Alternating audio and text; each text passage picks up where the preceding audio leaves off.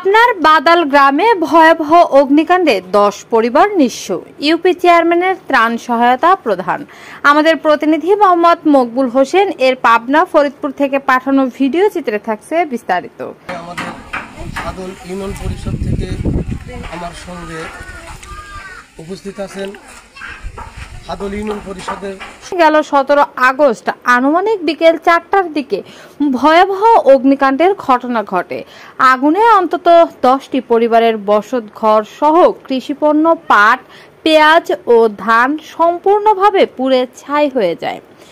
অগ্নিকাণ্ডের পরপরই ঘটনাস্থল পরিদর্শন করেন হাদল ইউনিয়ন পরিষদের চেয়ারম্যান জনাব মোহাম্মদ শাহ আলম। তার সঙ্গে ছিলেন ইউনিয়ন পরিষদের সচিব জাকির হোসেন আওয়াল, ইউপি সদস্যবৃন্দ এবং অত্র এলাকার সাধারণ মানুষ।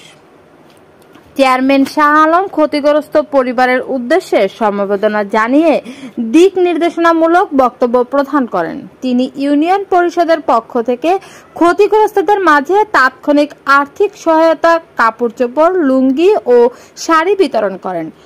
স্থানীয়রা জানান, আগুন দ্রুত ছড়িয়ে পড়ে এবং আশেপাশের ঘরবাড়ি ও মজুতকৃত কৃষিপণ্য সম্পূর্ণ ধ্বংস হয়ে যায়। তারা ক্ষতিগ্রস্ত পরিবারগুলোর দ্রুত পুনর্বাসনের জন্য সরকারি সহযোগিতা কামনা করেন।